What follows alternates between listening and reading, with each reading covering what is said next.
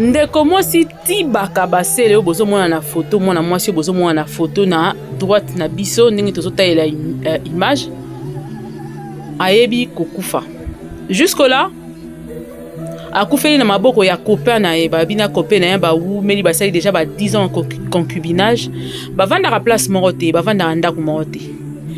Tiba avandaka pa na bango mobali pa avandaka pa na bango ngala avandaka pe na bandal bana ya bandal baleli po na nini bayebi couple oyo depuis plusieurs années babi seri wana bazo présenter na examen d'état bana na ba classe balata na uniforme bazaki ensemble nini nde lekani et puis po na nini mona mobali oyo se retrouver na kasho na liwe ya copine na ye quartier pe avenue nyonso yebi déjà ke baza couple moko babeta na kamakofi lokwa likambu mususu mais eloko ekangisi mwana mobali oyo parce que ya lobi ke ya bomi mwasi te mwasi ayeki pa na ye nda lobi ayeki pema ainsi de suite mais botala image na otela bino avec beaucoup plus d'attention bokomona ke mwana mwasi esika akufeli ntango bandeko ne baye ko intervenir bakuti mwana mwasi oyo na batutu na elongi nini elekani exactement c'est seul le garçon qui peut nous dire. Seul le copain de Tiba Kabasele peut nous expliquer ce qui s'est réellement passé. Bota la déformation, moi c'est ça dans mon face là.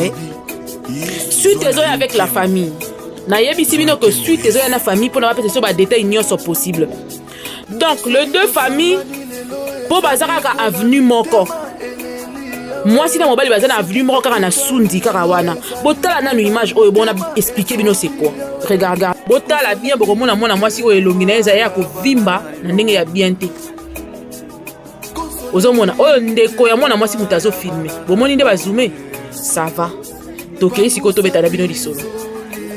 Tiba Kabasele oyo balingani na mobali oyo uta bolenge na bango pena ya mwa muke lisusu koleka bafandaka ndeka bakouple ezalaka lelo babundi elobi babundi bango bayeba bango bakouple mosusu ezalaka bongo bolingo na bango esengaka bitumba yango tolobaka bitumba na se ya bolinga baya babondeli yo boyokani yo na mobali nanga kaka consomme ko mususu kokende kaka ofele ngai soki de komi ya kobeta naka kotuta naka na mur jeter encore le nom du garçon mais na koya nanga nango bobongama bozala kaka branché ndenge bozalaka d'investigation nyonso si salami lobi na pokwa bozozwa déjà suite ya famille si tout va bien boyebi ke biso topreparaka eloko mais nzambe nde mutu à disposer à nyonso nzambe nde mutu apesa biso souffle de vie nzambe mutu apermetaka nyonso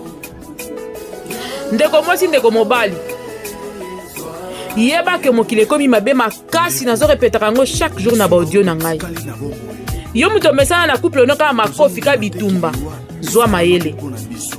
ndeko oyo amesana deja na mwasi na ye simba benda kanga tindika bwaka ye na mabele tombola ye bamba ye na mur soki basilisi bakangani bakanda 2-3 jours oyo na ngambu ne et puis du coup bakoya kosenga na bapardon mobali ka ndenge azalaka bondeli oyo apesi yo mwa nini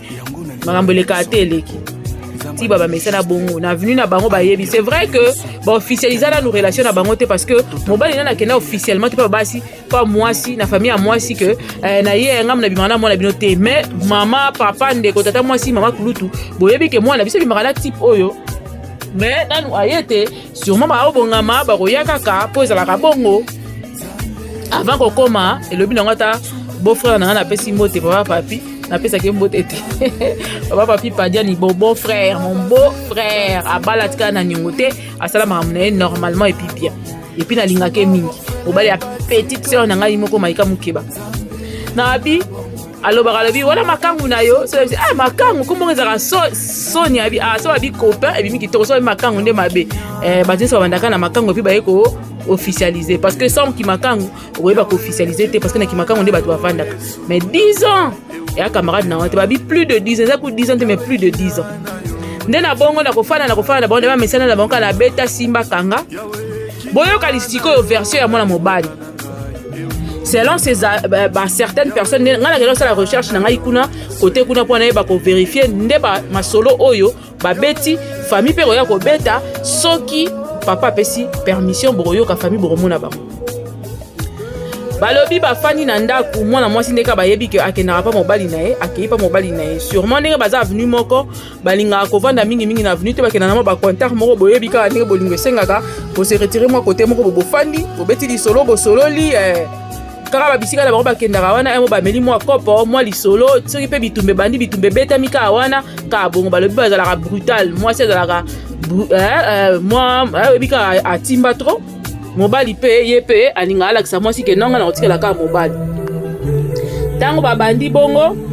mwasi abimi na ntongo ake komona mobali na ye mpo avandaka mpa na bango je précise ake koluka mobali na ye bake bafandi na mobali na ye nayebi te soki mpe ekomelaka ye kalala mpa mobali na ye nayebi te na bongo ntango bakutani mobali ye alobi ntango bakutani na mwasi selon version mobali ntango bakutani na mwasi aye kotala ye bake mo bavanda mwa ndango basolola bamela mwa kopo babandi omela mwa kopo babandi omela mwa kopo naka na bandal kaka na place oyo bavandaki wana mwasi abandi kolela ke aoyoka pema selon l'homme mwasi aleli ke alobi memanga na hôpital nazoyoka pema oasi pema ndenge nini nakoya boye nakolela mpema o te nazoyoka pema memanga na hôpital nde bongo mobali azwi amemi mwasi na ye na hôpital à côté ya église bongo soki nini fire wana church fire ilo mwa bongo église bongo ezala na bandal wana bato bavanda na bandal bayebi fire wana na olobela hôpital yango ezalaka presque na principal wana nde bongo komamemi fille kuna bakomi wana hôpital bayebisi bango ke awa eza susuka na biso te balongoli ye wana baye kokende na hôpital mosusu na hôpital wana mpe bakei bayebisi bango ke te oyo mpena ka na biso te babimi na hôpital wana nde baye kokende bongo na mama yemo mpo babandi okenda na moto babi ntango balongwaki ntango mwasi alela mpe bake na moto ntango bake na moto na hôpital babi ya bango te bake na deuxième hôpital babi ya bango te mobali adeside azwa mutuka mpe azwi mutuka mpo bakende mbango na mama yemo na kokola bakomi na mama yemo babiso me mutu bozoyela biso awa deja si aza ya kokufa aza ya kokufa ndeno aza deja ya kokufa selon mobali ndenge aloba bandi kokamwa nde ifo batya ye na morgue nde bandeko sikoyo ya morgue nde bande bazalaka kaka batuni yo oye na corps kaka yo kaka na corps ndenge nini ntango babimi mpola batala ti banani boye na mobali moto akotaki nanu ke non nde ezalaka oye kozwa civière oye kozwa mwasi babi te mais ntango bayaka nanu bakoti na kati ya mutuka babandi kotalatala bandi kosimba baconstate ke bainfirmier baconstate ke mwasi déjà akufaki babi te ndenge nini oya na mwasi kaka yo moko mobali alobi o te mwasi na nga mwasi na obongo yozoya ne na morgue samba membre ya famille basaisir mwasi mobali basaisir chauffeur batiki kaka corps na kati ya mutuka oyo boomona wana nauti kolakisa bino na ebandeli wana basaisir mobali na cointar kote wana pena nasepelaka na bato ya morgue parce que liwe ezalaka na makambo ebele bakoyela bino corps bozwika botie bongo bokobima ba non professionnel normalement la profession wana il faut ntango oye kotika corps il faut membre ya famille to ya mwasi ata moko azala parce que eza mobali okoki mpe kokosa lokoti corps moko boye obomi muta bato oye kokosa oye kobwaka ye kuna akomi indigent nde ntango basaisir chauffeur basaisir mpe mpo bapolisi mpe bazalaka wana na hôpital général na bopito et tout ça la bato ya sécurité basaisir mobali basaisir mpe chauffeur nde ntango basaisir ye bango balobi te tokokotya corps ya mutu na kati ya morgue ndenge wana te so membre ya famille na ye alors il faut tobenga famille na ye pesa biso numéro ya famille nayebi famille na yebi pesa numéro apesi numéro mpo bazalaka venu moko nde na bongo sûrement saisi de panique nde bamesala bango bitumba na bango wana mobali ntango abetaki mwasi soki mpe nini moto esalamaki aye sikoyo komema mwasi na hôpital yango wana boomona ke ndenge nini baza venu moko me mobali ayebi koyeba koexplike famille te ni famille na ye ni famille ya mwasi bayebaki makambo wana donc ntango makambo wana esalami bazalaki na bakote na bango bafandaka kote ka mwasi na mobali bazala na bitude ya kokutanelaka komonanaka kote bakendaka komonanela kuna kokutanela kuna nde eyindelaki bango kuna ntango eyindi kuna mobali azwi mwasi mpo na ameka omeme na hôpital ayeba ye kaka ke ekokoma liwa te na komemo amemi mo mwasi na hôpital bongo nde ekomi bongo nde na mama yembo nde basaisir ye bango ntango basaisir bango babengi ti 4 babi ntango bakomi na mama yembo ezalaki je crois 1 heure to minuit nde sikoyo babengi famille ya mwasi na 4 heures du matin babengi bango na ba 4 heures 3 heures 4 heures de babutu wana kaka babalala kobenga na so nani yango na bazwi te baye kozwa yaya ya mwasi ntango yaya mwasi bazwi ye nde bongo yaya ya mwasi apesi lisolo na ndako mais nani aye te kabasela aye te oyo te aza te me ta bauti obenganga babi ke tokende mama ye mombangu aza kuna soki ndenge nika nde bapesaka information na bongo nde yaya ya mwasi ya mobali jeune garçon ayebi mpe mobali oyo abimaka na ndeko na ye alobi te na 4 heures wala kokozela te amoni motema ebeta mbamba kokozela te atelemi akeiti mama yemo koko mama akomi mama yemo ya fille nde bayebisi aya ko constater ce qui réellement le corps qui a été emmené à l'hôpital devant mama yemo dans un taxi par ce monsieur que vous voyez soki eza ya ndeko na ye na bongo nde ndeko ya kabasele ya mwana mwasi oyo bakufi abandi kofilme mpona confirme eta akuteli ndeko na ye na eta akuteli ndeko na ye nde alobi ke eza louche eza bizarre pourquoi totali na bino image wana se bolingi na bakisela bino yango lisusu kala te awa na bakisela bino yango lisusu na bongo ou bien na kotiela bino yango na suka mpo deya na classe déjà image na sisa lisolo na kobakisela bino yango su na suka na bongo nde mwana ndeko na ye mobali alobi te na filme nakanga bafoto mpo nakelakisa mpe na ndako mpo c'est pas normal akelakisa na ndako ndenge nini est-ce que ndeko ne ya mwasi abimaki na matutu oyo abimi nango na kati ya mutuka ndeko mwasi abimi na litutu ya monene na mbunzu ozosentir ke makile bande kotanga ye na ndenge ya désordre na zolo nde bazwi siko babouche ye zolo na ye na nini na bapapier soki hygiénique soki papier mouchoir ndeko na somo wana ameki kozwa mwa video ya 1 minute oyo bomoni naza so bavideo wana eza somo moyena ntiango eza te baya kokanga ngai chaîne yango oyo yo nyonso koti olandi émission na katikati kende kobandela na ebandelo komona esika bino alekisi yango ka moke kuna olinga na ntiango mwa na mburu yango mpo boyebi kaka YouTube donc soki na ntiango YouTube aboyi na kobandela nde na bongo bazongi sikoyo na ndako babi te c'est que garçon mpela fo basaisir il faut pesa biso explication garçon selon lui son explication est que mwana mwasi ayaki pa na ye na kokoma na kolela o pema pema nde bamemi na hôpital siko matutu mwana mwasi aza nango na elongi euti wapi mpona nini mwana mwasi aza na bazolo na ye bouché par des papiers mouchoirs na kati ya mutuka parce que elle saignait sûrement soki aza mobali te moto abete mpo jusque là aza nous présumer innocent tokoloba so nini te mais selon ntongo ozotala image wana ozomona ke mwana mwasi na oti korose sérieusement ndenge mobali na mesana konikaka ye makofi aniki ye likofi na mbunzu epandi soki cervelle soki eloko nini na kati soki sinis nde makila bomoni banda obima ye na zolo bongo ememi mwana mwasi na kufa ndeko mwasi ndeko mobali yaya na ndimi te ke mwana mobali otia banda obeta mwasi na ye ayebaki ke mwasi akokufa je ne pense pas bamisu balobaka okoswana ezali pilipili mbungwala kobitumba ebomaka libala te mama koswana ezali pilipili mungwa ya libala nde bolobaka tala pilipili mungwa kote ememi maninga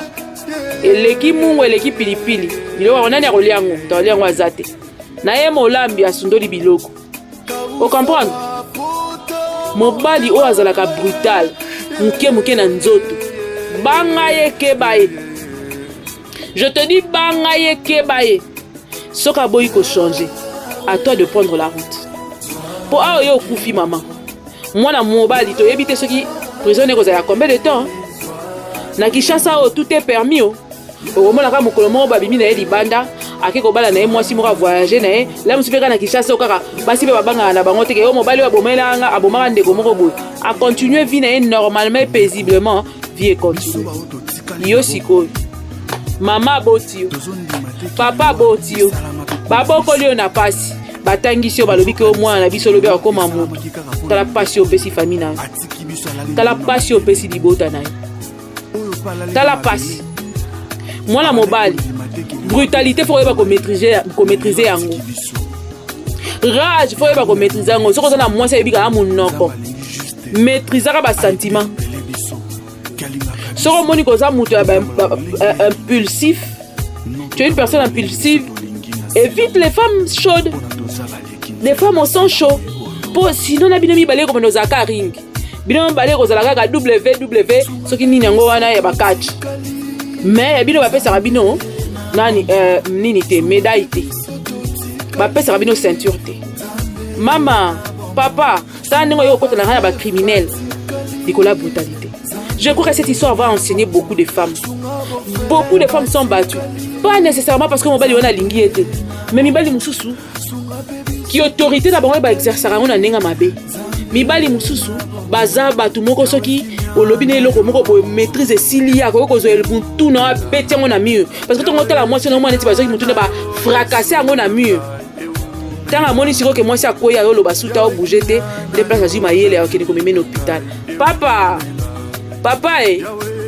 lobi na ozonga nazoyela olobi bango monde baotémoigne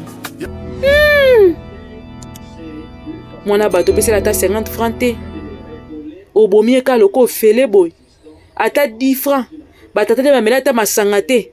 basala ata kinzondi te o batata bata te bamama bamame vutula matondoma lupango lute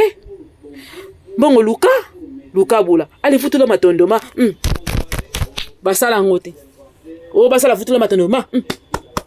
basala yango te mastoko ziola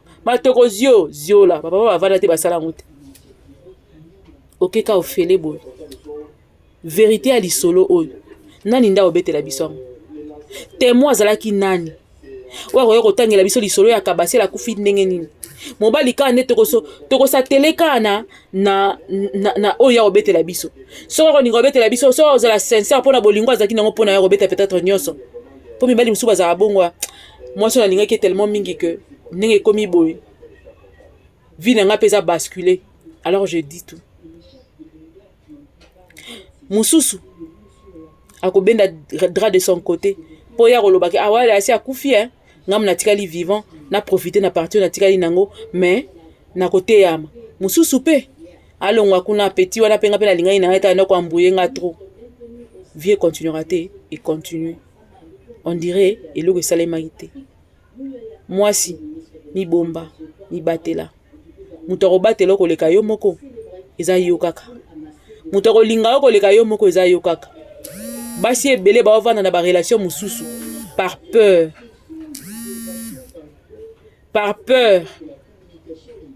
bazovanda na relation mosusu par peur nani akolinga ngai nani akozwa nga ndenge naza boye yaya la solitude ne tue pas basi mosusu transiste kolonga na relation x mpo na relation y bakoka yango te ya kokovanda 1 mois sans mobali te okomona ye na relation ezosimba te ye azokanga kaka aningami aniatami kaka wana alingi kotika te par peur ya kozala ye moko pendant un moment bato baoseka ye na umeli dena ndeni bosalaka pardon boyebisaka boexplike ngai ndeni bosala mpo bosala 10 ans sans pour autant osala eloko na famille na bino ka nde ngai nayebi ke nako ede mobali na ngai tosala boye tozongisa boye mpo tobeta bor boye tosala yango boye pour moi vraiment na bolenge nyonso azalaki nango na 3 ans c'était suffisant nakimamo nakomi nango 2 ans ça suffit 1 an pour moi ça suffit deuxième année ezali mpona kopréparer libala je crois que c'est suffisant pour comprendre une personne po bato mpe toyebaka kaka bango te à la fin mais na m'empêche pas soki namoni ozala babrutalité na biloko wana ke ngai nalobake non ça va pas natiki na ngai nakotika yaya nakotika mpo na kolinga na ngai nakufa te donc histoire ya vie ya moto esabrege kaka boye likolo sentiment ya kanda ya motu moko boye le garçon aza saisi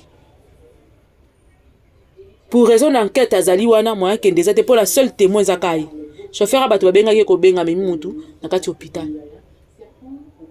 seul témoin ya affaire oyo ezali kaka mwana mobali oyo kombo nde lelo nalobi na oloba te ngaka nakabasele na nga kaka tiba kaka nakoyela mwana mobali nsima mpo natiki nanu présomption d'innocence na ye sala présomption d'innocence na ye sala pourtant baosisa babeta na mesa ba boyebi nga so nakoti likambo nakenda nango tina suka boyebi nga na affaire Francis boyebi 85 émissions de sala ne mona okena affaire les femmes la violence faite à la femme non à la violence faite à la femme non alors non botika moi si azalaka si fragile moi si azali vraiment fragile mobali yo mutakanda mukuse batela kanda na yo kokitango likola moi si tu vas regretter un jour garçon andimaki te ka komaka assassin lobby tala lelo je me mets aussi à la place de la famille de cet homme oyebi etango bakondanaka mutu bato bakanisaka ke famille mutu etindaki ça la bongo azongisa boye pas nécessairement ba famille muso yoka mwana aza tout autre que bato sa famille la musu be daba pekisa yo ko mema ngambo na ko betaka mona bato ko mema ngambo ko maye ko mema bato ngambo siko o ba rondo ta la famille wana ils ont risqué changer ta avenue la musu ba bota mwana ba kola les anda kuna bango ba koma la posa ba changer avenue mais biso to mona kaka famille à victime oui ba baza plus touché mais famille wana pe ya commanditaire ezali pe touché po ovandi bobaye biso ke mwana bomi mutu oyebi koko bela ba nerf oko bela mutu na ndenge mo otikala ondima te mwana onga na bokola ka onga na bokoli na boti na bokoli tia ko mukolo abomi ndenge nini l'homme suna ndako asala ba signaux ya brutalité te mais pas moi c'est linga omona tellement qui chef alinga tellement konza que donc kuna elinga bima pena papa mais azana capacité ko zala papa te. Est-ce qu'il prenait soin de cette fille? Pour ma famille, je suis là, comment nango, moi la bina bimara na ya keina ye, mukola oya ye na ye. Mukola oya ye na ye. Bandeko basi. Boye ba ososola. Mi bomba, mi batela. Muto ko lingo ko leka biso, azate. Muto ko kufa na place na yo, azate. Le tonton va continuer sa vie. Et toi? Attaquer ma cala, continuer vie yaya. Elle a légitime défense, mais ce c'est défendre, elle est n'est pas un bimine. Sera betine cop, un bimine. Siko yo. N'habite sera tiki moana, babim fi a tiki moana te. Mon bal ina zana moana et moka bota kala. Mona moi c'est dans moana te le côté. Donc tu es passé comme ça, na vie na yo.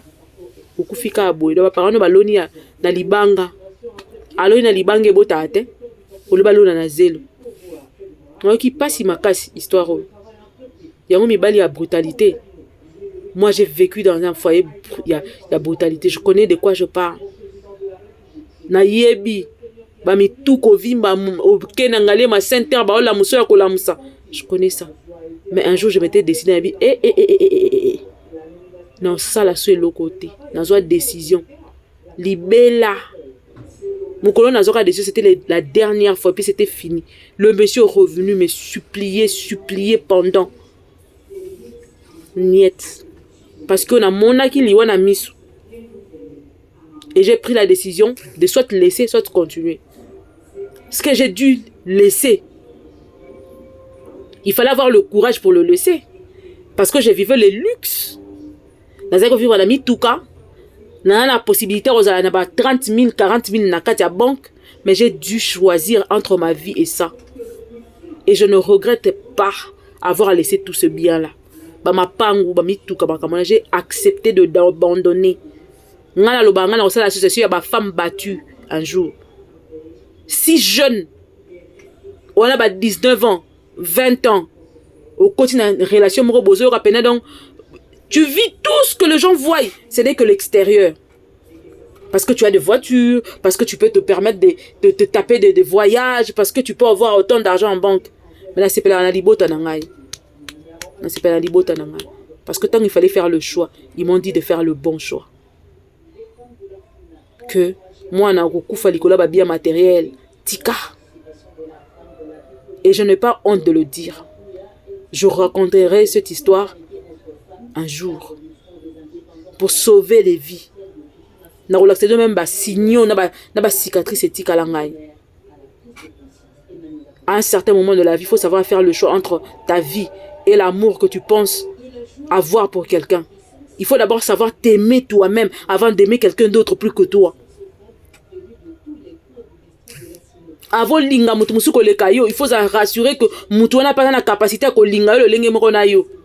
Parce que ce que lingi moi si na réellement, okobando beta na ba niveau mo boité. Ce que lingi mobali na réellement okobando sala ba mabe moko boité. Okobando simba franc main pour ebiki mutu na zakami na moi bolingo pona ye. Osala ba mabe moko boité. Eux me mena ba comment, eux me mena ba problème, eux me mena ba complication. Té osala ngote. Je parle là à tous les hommes qui frappent, qui portent la main sur leur femme. Arrêtez ce pratique. Arrêtez ça. Botika yango po boko bemaka ngamo mo komso boko père boko tika bana bino boko felin boko nyoko la ba famille ba ninga botika yango za mabe makasi ni bali nyosha brutal soko sali sport o sali lengo mwasi te so nza ba pesi makasi ko zala ko kemba ezali po yo ko exercer yango pa mwasi moi c'est ça être faible loba na ye boswana yo pona na munoko yo pela bana munoko bosila na bongo omoni ko kokate claque la porte sort soko monika ezo simba te bopanzana ole ko mamona batu bopanzana peut-être que mutako kutana na comprendre ya kozala so bina mibale bo se comprendre te yo pe mutako kutana na yo a comprendre yo na brutalité yo po atikisa ngo pele msa kozala mais peut-être que c'est ça ye wana te comment ko beta muto oyo lingaka oyo bengi aza lokola yo o déformer nzoto. Les femmes, soyez sages. En attendant, je vous laisse aujourd'hui. Vous aurez les détails de la famille très bientôt là, si Dieu nous le permet et que tout se passe bien. Nous sommes dans des bonnes voies. Ce qui pensa, Bandimi, vous allez voir ça. Que Dieu nous aide, que Dieu nous bénisse, que Dieu bénisse toutes nos familles. Demain, nous serons là avec un analyste politique, Tobani. Chaque